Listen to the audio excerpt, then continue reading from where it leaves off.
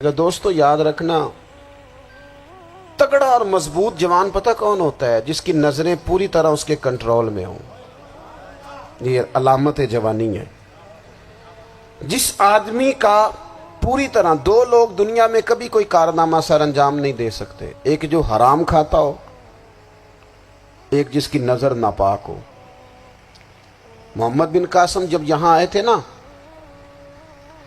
تو ایک دن بڑے پریشان تھے، تو ایک بزرگ کہنے لگے آپ کیوں پریشان ہیں؟ کہنے لگے راجہ دہر سے مقابلہ ہے اور ہماری فوج تو سندھ کے رستے بھی نہیں جانتی، زبان بھی نہیں جانتی، لڑیں گے کیسے؟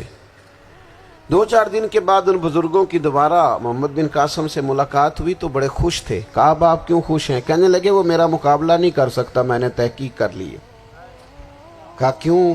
کہنے لگے نظر کا گندہ ہے، اور جو نظر کے گندے ہوتے ہیں وہ میدانوں میں ٹھہرا نہیں کرتے۔ میدان کے لیے نکلنے کے لیے پاک جوانی کی ضرورت ہوتی، تطہیر مزاج ہونا ضروری ہوتا ہے، پاکیزہ افکار اور سچی اور سچی ستھری سوچوں کا ہونا ضروری ہوتا ہے۔ اس لیے فرمایا کہ میرا مقابلہ نہیں کر سکتا۔ حضرت عبداللہ ابن حذافہ کمرے میں تھے تو وزیر کی بیٹی اندر سجی سنوری پہنچ گئی۔ جیسے ہی آپ نے اس کفر کی چال کو دیکھا تو تیمم کر کے نفل شروع کیے۔ وہ ساری رات بیٹھی رہی، رب کا بندہ ساری رات عبادت کرتا رہا۔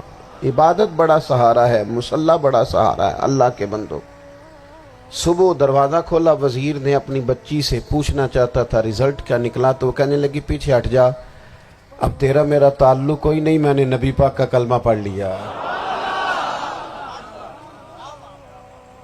اس نے کہا میں نے بھی زمانہ دیکھا ہے، پر یہ کیا لوگ ہیں، کستوری کے بنے ہوئے، سندل سے دھلے ہوئے، کہ میں ساری رات کمرے میں رہی اور 100 اور 1000 آدمی جس جوان کا مقابلہ نہ کر سکے، اتنا طاقتور جوان کمرے میں رہا اور اسے نظر اٹھا کے نہ دیکھا۔ او کچا رنگے للاری والا جڑا چڑھدا تے لیندا رہندا ہے، اے عشق تیرے دا رنگ محمد چڑھیا پھر نہیں لیندا۔ میں کہا ایک دفعہ نظر اٹھا کے نہیں دیکھا، کمال ہو گئی۔ اتنے بڑے لوگ، اتنی بڑی سعادت مندی، فیروز بختی، معاملہ فہمی حد ہو گئی۔ اللہ اکبر۔ دوستو بادشاہ جب پوری طرح ہار گیا نا، اس نے کہا مار دو۔ تیل گرم کیا ایک کڑاہی میں، اور جب آپ کو اس میں ڈالنے لگے تو آپ کی آنکھوں میں آنسو آ گئے۔ بادشاہ کا خیال ہوا شاید نرم ہو گئے ہیں، کہنے لگا روئے کیوں؟ فرمانے لگے سوچتا ہوں جان ہی ایک ہے، کتنا مزہ ہے اس کی راہ میں جان دینے کا، کتنی لذت ہے اس کے نام پر مرنے میں، کتنا لطف ہے۔ جے تو چڑھیا اتے دار بھی نہیں تے جے تو وکیا عشق بازار بھی نہیں، تے ایڈا سستا سودا پیار بھی نہیں، تے ایڈا سستا لبدا یار بھی نہیں۔ کئی جنگل گانے پیندے نہیں، کئی دوزخ لنگنے پیندے نہیں، جے وہ اس ملوں بھی مل جاوے، ایدوں سستا ہور بپار بھی نہیں۔ تے کچھ سمجھ نہ آوے لوکاں نوں وہ کادے نال شہید کرے، ڈٹھی یار دے ہاتھ تلوار بھی نہیں، پر او دا خالی جاندہ وار بھی نہیں۔ کہنے لگے ایک جان ہے نا، تو دل کرتا ہے ہزاروں ہوتی تو ایک ایک کر کے محبوب کے نام پہ قربان کرتا، جب میرے پاس ہے ہی ایک، کروں کیا؟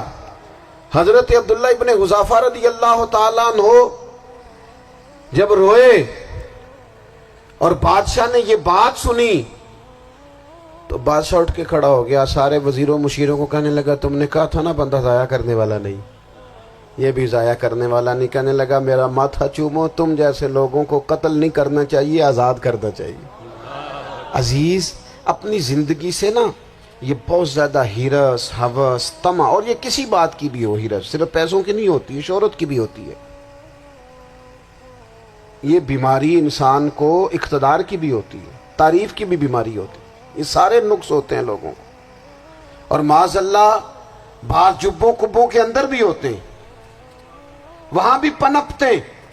اپنی زندگی جب تک اس سادگی میں نہیں لاؤ گے جو رسول پاک نے عطا فرمائی ہے، جب لوگ آسانیوں میں پوری طرح الجھ گئے تو پھر وہ دور ہوئے اور کفر چڑھ گیا۔ دوسری بات، اللہ کے محبوب صلی اللہ تعالی علیہ وسلم کی محبت ہم سے تقاضا کرتی ہے کہ ہم اس مشن کے لیے کام کریں جس مشن کے لیے رسول پاک نے کام فرمایا ہے۔ ہم سارے کام بڑی مضبوطی سے، سوچ سمجھ کے، تدبر سے، حکمت سے، تقاضوں کو مد نظر رکھتے ہوئے کرتے ہیں سارے کام۔ دین کے کام میں ہمارا مزاج نہیں ہوتا، او ہو جائے گا جی، آپ بسم اللہ پڑھیں جی، شروع کریں جی۔ آپ تقاضوں کو سمجھیں، چیزوں کو دبائیں نہیں، چیزوں پر غور کریں۔ کسی کے ذہن کی سطح پر سوال ابھرتا ہے، اس کا تسلی بخش جواب دیں۔ اپنی زندگی میں دین کے کام کے لیے اپنے آپ کو وقف کریں، اور دین کے کام کے بہت سارے پہلو ہیں۔ ہزاروں لوگوں کو قرآن پاک ٹھیک پڑھنا نہیں آتا، ہزارہا لوگ ہیں جو قرآن مجید کے مطالب سے آگاہ نہیں ہیں، دین کی بنیادی ضروریات سے لوگ نابلد ہیں۔ میں آپ کو کس طرح یہ بات سمجھاؤں کہ ہزاروں کی تعداد میں طلاقیں اس لیے ہوتی ہیں کہ مردوں کو طلاق کے مسئلے نہیں آتے، انہیں پتہ نہیں ہے کہ مجھے حقوق زوجین کے معاملے میں کیسے چلنا ہے۔ ڈھیر سارے گھروں میں تباہی اس لیے ہے کہ تربیت اولاد کا دینی منہج ہمیں نہیں پتا۔ اپنا حصہ ملائیں دین کے کام میں۔ ایک آدمی کو اگر تو نمازی کرنے میں کامیاب ہو گیا، تیری زندگی بدل گئی۔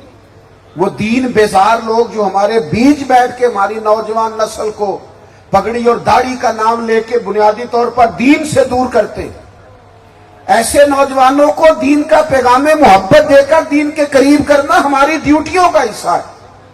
ہمیں ذمہ داری کا احساس کرنا پڑے گا، ہمیں یہ خاص قدم اٹھانا پڑے گا، توجہ دینی پڑے گی۔ مساجد، مدارس، میں آپ سے عرض کروں، اتنی ڈٹ کے مخالفت ہوتی ہے نا مدرسوں کی، اتنی ڈٹ کے۔ میں ادارہ چلاتا ہوں، اس کے چلانے میں جو مشکلات ہیں وہ تو ہم بتا نہیں سکتے آپ کو، اس لیے کہ میری قوم، میرا اس قوم سے تعلق ہے جو نعت خواں امیر کرنا چاہتی ہے، مدرسے نہیں۔ ہاں، نقیب خطیب پیدا کرنا چاہتی ہے، شعر و شاعری کی زندگی کو پروان چڑھانا چاہتی ہے۔ فقط ہمارا ان لوگوں سے تعلق ہے جو لاکھوں کروڑوں روپیہ محافل پہ لگائیں گے، اور قاری صاحب بیچارے اگر مسجد کا کوئی ہونے والا کام کسی وقت بتا دیں گے تو وہ بڑی مشکل آ جائے گی ان کے لیے۔ یہ کیسے ہو سکتا ہے، آپ نے یہ ڈیوٹی بتا دی؟ مدارس، اور جتنا اہم رول دین کو پھیلانے میں مدارس اسلامیہ کا ہے، اتنی زبردست۔ لوگوں کا خیال ہوتا ہے میری طرح کے لوگ شاید کام کرتے ہیں، ڈیوٹی کرتے ہیں۔ یہ 10-15 لوگ آپ کو نظر آتے ہیں جو آپ کو کہیں میڈیا پر یا ادھر ادھر ڈیوٹی کرتے، مخلص لوگ اپنی جگہ پہ، وہ بھی بڑا ہی کام کر رہے ہیں، جو میڈیا پہ آ کے بھی اخلاص سے اور درد دل سے کو دین کی، ان کی بھی کسی بات کی حوصلہ شکنی نہیں۔ لیکن ہزارہا اساتذہ جو مدارس میں بیٹھ کے پڑھاتے ہیں، جنہوں نے وہ سارے لوگ تیار، آپ سمجھ نہیں سکتے کتنا بڑا کام۔ حفظ کا استاد جو ہوتا ہے نا، اس کی ڈیوٹی 24 گھنٹے ہوتی ہے، فجر سے پہلے، اور اس نے بچوں کو اٹھانا ہے۔ تنخواہ تو ہم انہیں دینا نہیں نہ چاہتے جی، تنخواہ نہیں دے دی انہوں نے، ہمیں مولوی امیر نہ ہو جانا۔ مولوی نو تے سوٹ بھی 27ویں والی رات دے ہے تاکہ کدھر سوان کے عید والے دن پا نہ لوے، چونکہ 27ویں تو بعد تے درزی پھڑتا ہی کوئی نہیں، کیوں حضرت؟ ایسا ہی ہے نا، اس وقت تو نہیں نہ لیتا۔ تو ہم چاہتے ہیں مولوی ہماری مرضی کے ہماری طرح کا سوٹ نہ پہن لے۔ مدارس کی مضبوطی آپ یہ دیکھ لیں، یہ صلاح الدین ایوبی کا تعلق بھلا کس چیز سے تھا؟